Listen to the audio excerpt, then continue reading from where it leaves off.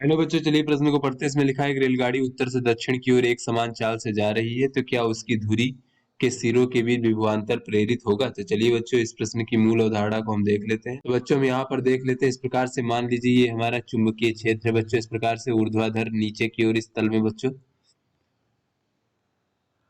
और बच्चों इस चुंबकीय क्षेत्र का मान B मान लो बच्चों। तो यहाँ पर मान लीजिए कोई चालक तार है इस प्रकार से, या फिर कोई भी चालक है जो अपनी लंबाई के लंबवत बच्चों, जिसकी लंबाई L है और अपनी लंबाई के लंबवत V चाल से इस प्रकार से बच्चों गति कर रहा है।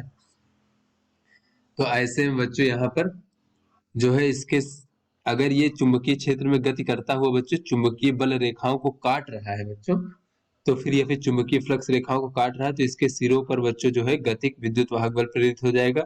और ये प्रेरित विभवांतर या फिर प्रेरित गतित विद्युत वाहक बल E बराबर होता है बच्चों B/L/V साइन थीटा। जहां पे बच्चों थीटा क्या है बच्चों, थीटा क्या है, थीटा हमारा बच्चों गति की दिशा और चुंबकीय क्षेत्र के बीच कोण है बच्चों। तो यहाँ पर बच्चों ये गतिक विद्युत वाहक बल तभी प्रेरित होगा जब जो है बच्चों ये हमारा चालक जो है चुंबकीय फ्लक्स रेखाओं को काटेगा।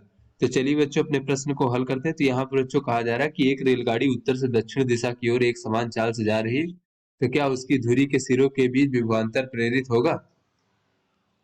तो यहाँ पे बच्चों देखें तो बच्चों जब हम यहाँ पर पृथ्वी के चुंबकीय क्षेत्र को समझ लेते हैं बच्चों, तो पृथ्वी के चुंबकीय क्षेत्र में एक तो बच्चों हमारा इस प्रकार से क्षैतिज घटक होता है इस प्रकार से बच्चों।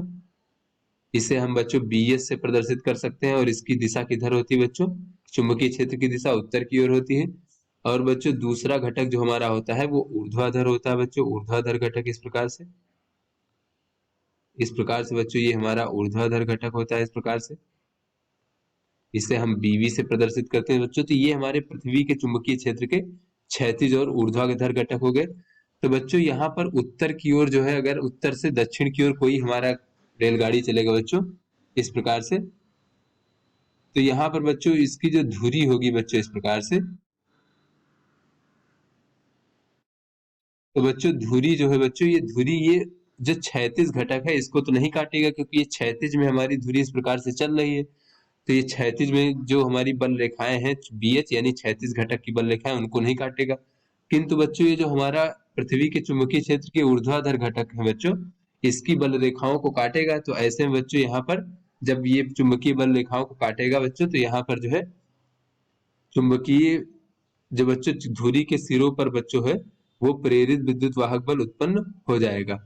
तो यहाँ पर बच्चों इस दिशा में अगर वो V चाल से चल रहा है बच्चों, तो यहाँ पर देख लेते हैं कि उत्तर से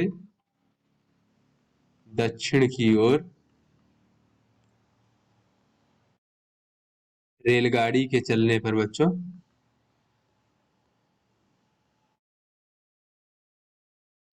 धुरी जो है पृथ्वी के चुंबकीय क्षेत्र की बच्चों, पृथ्वी के चुंबकीय क्षेत्र के ऊर्ध्वाधर घटक की बल रेखाओं को काटता है बच्चों। तो बच्चों जब बल रेखाओं को काटेगा और यहाँ पर बच्चों इसकी गति जो वेग की दिशा है बच्चों वो इसके लंबाई के लंबवत है बच्चों, तो ऐसे में यहाँ पर हम कह सकते हैं बच्चों कि रेखाओं को काटता है, तो अतः धुरी के सिरों के बीच में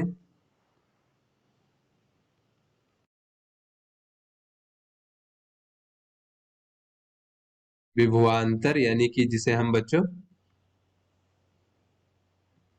गतिक विद्युत वाहक बल की भी कहते हैं बच्चों, तो ये विभवांतर प्रेरित होगा। और ये प्रेरित विभवांतर कितना होगा बच्चों, तो प्रेरित विभवांतर E बराबर हो जाएगा हमारा बच्चों चुंबकीय क्षेत्र का ऊर्ध्वाधर घटक और धुरी की लंबाई और गुणे बच्चों इसकी रेलगाड़ी की चाल, वही बच्चों धुरी की भी चाल होगी, और साइन थीटा। तो थीटा बच्चों यहाँ पर क्या होगा, तो चाल और चुंबकीय क्षेत्र के बीच में बच्चों, चाल हमारा क्षैतिज में है और ये चुंबकीय क्षेत्र का घटक ऊर्ध्वाधर है, तो 90 डिग्री कोण होगा बच्चों। तो इस प्रकार से ये हमारा साइन 90 का मान 1 होता है। तो ये हमारा धुरी में प्रेरित विभवांतर का मान होगा। तो आशा करते हैं आपको समझ में आ गया होगा। धन्यवाद।